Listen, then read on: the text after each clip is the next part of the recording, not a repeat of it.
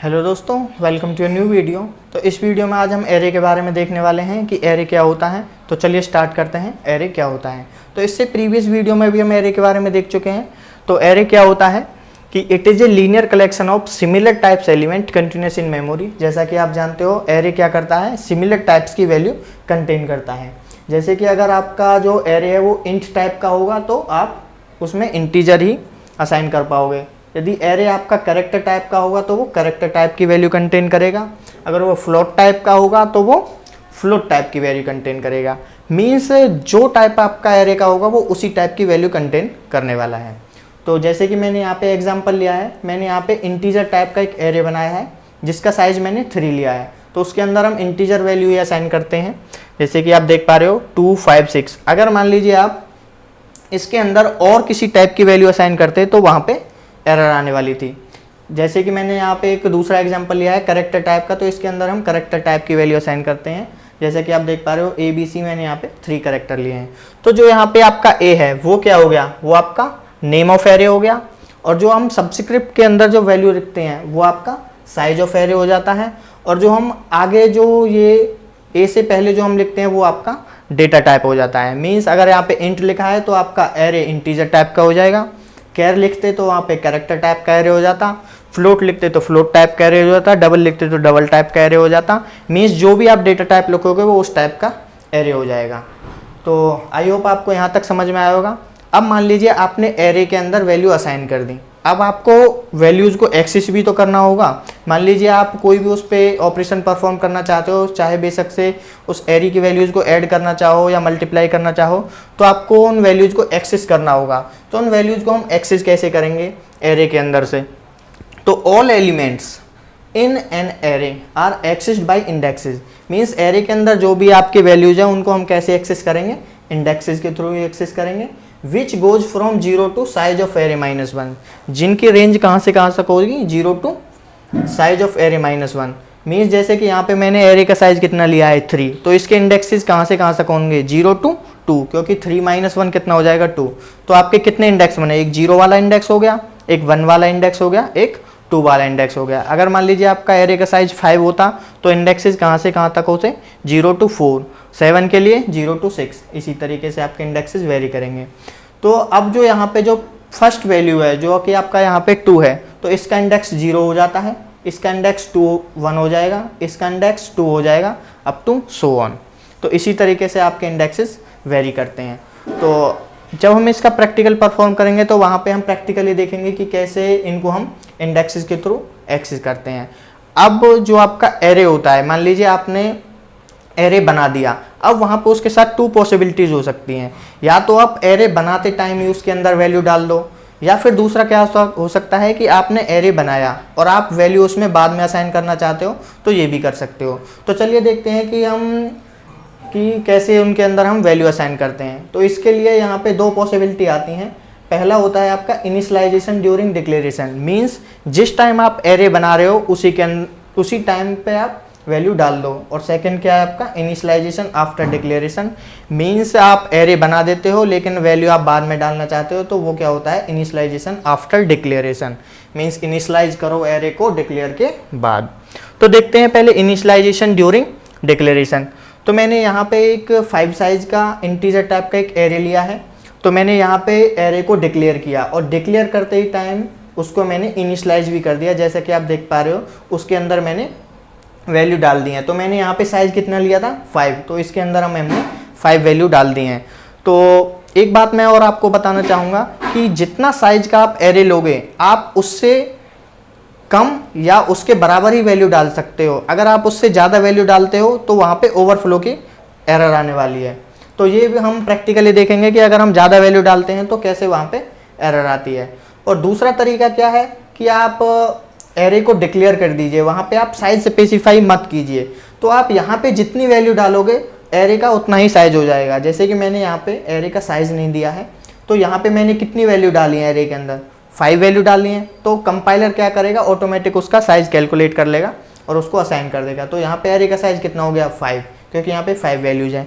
अगर मैं यहाँ पे मान लीजिए 2 वैल्यू डालता तो एरे का साइज 2 हो जाता। अगर मान लीजिए मैं थाउजेंड्स वैल्यू डालता तो एरे का साइज 1000 हो जाता।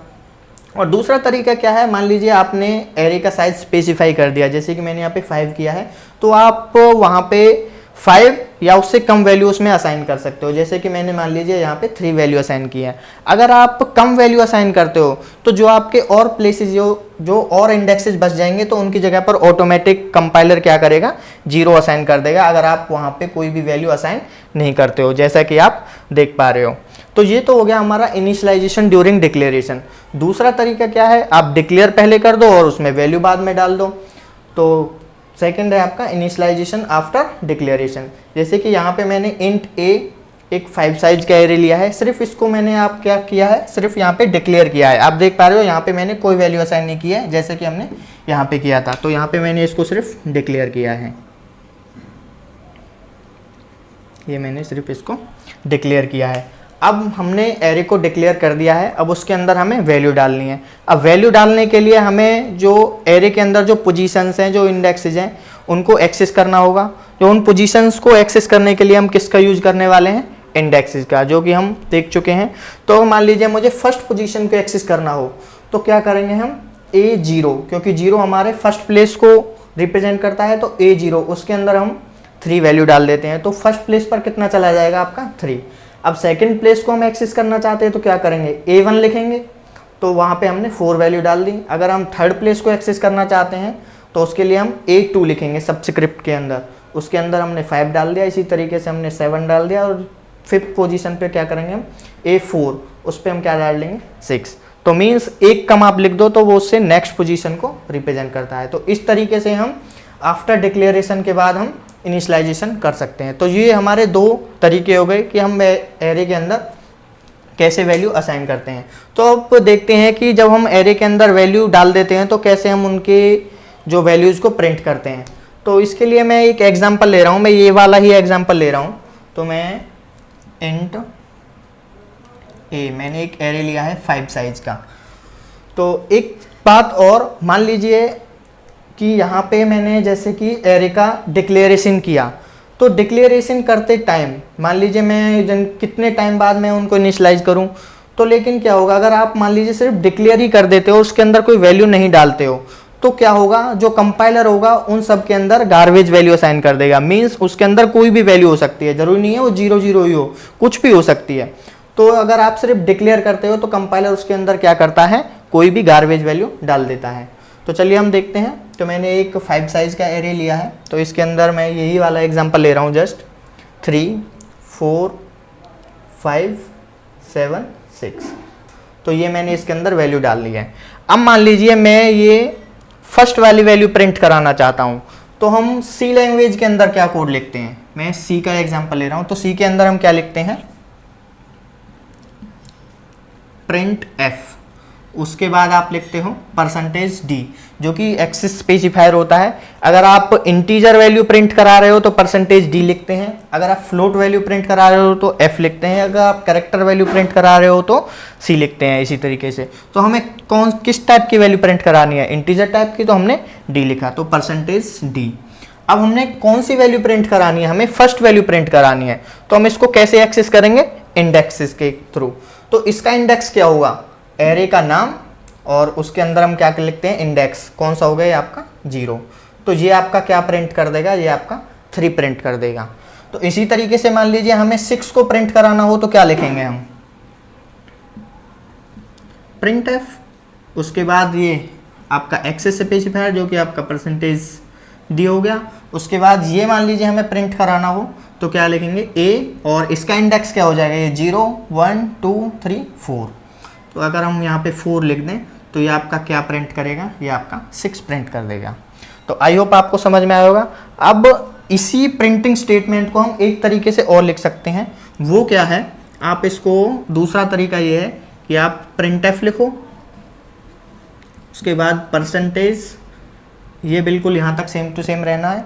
तो अब जो हमारा एरे का नाम है उसको हम सबस्क्रिप्ट के अंदर लिख देते हैं और साइज को हम आउटसाइड, जो इंडेक्स है उसको हम आउटसाइड लिख देते हैं, तो भी आपकी यही वैल्यू प्रिंट होगी। तो इसको हम और कैसे लिख सकते हैं, ये 4 हमने आउटसाइड लिख दिया और a को हमने इनसाइड लिख दिया, तो ये भी आपका क्या प्रिंट करेगा, ये भी आपका 6 प्रिंट करने वाला है। अब एक तरीका और है, इसको हम और कैसे लिख सकते हैं, और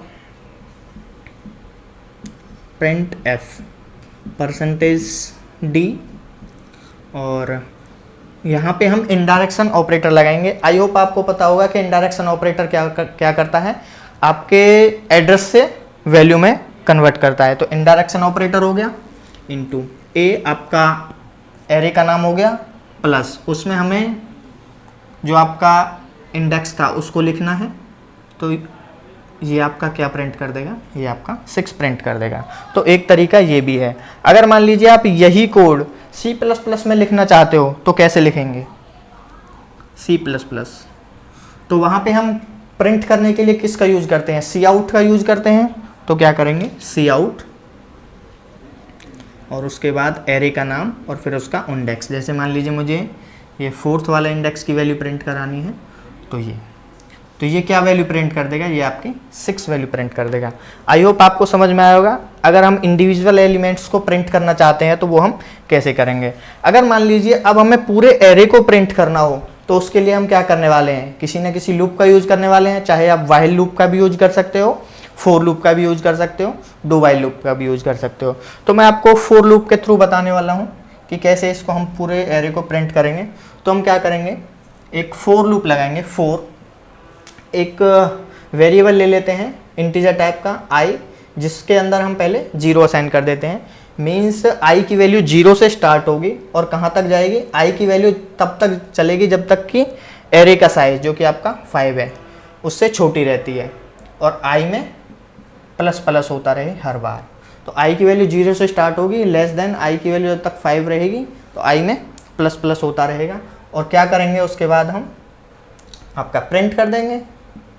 या तो आप प्रिंट एफ लिख सकते हो या फिर आप Cout लिख सकते हो, वो आपके ऊपर डिपेंड है। ये %t हो गया, और उसके बाद आपका एरे का नाम, और सब्सक्रिप्ट के अंदर अब हम क्या लिखेंगे, क्योंकि हम क्या है पूरे एरे को प्रिंट कराने वाले हैं। अब यहाँ पे हम कांस्टेंट वैल्यू नहीं लिख सकते क्योंकि हमें क्या है पूरे एरे को प्रिंट कराना है, क्योंकि इंडेक्सेस हमेशा चेंज होते रहेंगे। तो हम क्या करते हैं, यहाँ पे हम i की वैल्यू i लिख देते हैं और इस तरीके से हम इसको क्लोज कर लिख देते हैं। तो ये आपका क्या करेगा, पूरे एरे को प्रिंट कर देगा। तो जब i की वैल्यू 0 रहेगी तो यहाँ पे क्या आ जाएगा, आपका 0 आएगा। तो A0 मीन्स आपका 3 प्रिंट हो जाएगा। फिर नेक्स्ट आपकी i वैल्यू इंक्रीमेंट होगी तो क्या होगा, यहाँ पे 1 हो जाएगा। तो यहाँ पे फिर 1 आएगा तो क्या प्रिंट हो जाएगा, 4 प्रिंट हो जाएगा। फिर नेक्स्ट वैल्यू इंक्रीमेंट होगी, और कब तक इंक्रीमेंट होगी, जब तक i की वैल्यू आपकी लेस देन रहती है 5 से। तो i की वैल्यू क्या हो गई आपकी 2 हो गई, तो 2 भी आपका लेस देन 5 होगा तो यहाँ पे 2 आ जाएगा। तो क्या वैल्यू प्रिंट हो जाएगी, 5 हो जाएगी। फिर आपकी 3 हो जाएगी, तो 3 भी छोटा है 5 से, तो फिर आपका यहाँ पे 3 आएगा तो 7 प्रिंट हो जाएगा। फिर i की वैल्यू कितनी हो जाएगी, इंक्रीमेंट हो गए 4, तो 4 छोटा है आपका 5 से, तो यहाँ पे 4 आएगा तो क्या प्रिंट हो जाएगा, 7 प्रिंट हो जाए, सॉरी ये 6 प्रिंट हो जाएगा। फिर आपकी i वैल्यू इंक्रीमेंट होगी तो कितना हो जाएगा 5, तो क्या 5 छोटा होगा 5 से, नहीं होगा। तो ये लूप यहीं पे स्टॉप करेगा और आप एग्जिट हो जाओगे। तो इस तरीके से आपका ये लूप काम करने वाला है और पूरा एरे आप प्रिंट कर पाओगे। तो आई होप आपको ये समझ में आया होगा। ये सब कुछ हम नेक्स्ट वीडियो में प्रैक्टिकली देखेंगे कि कैसे इसको हम परफॉर्म करते हैं।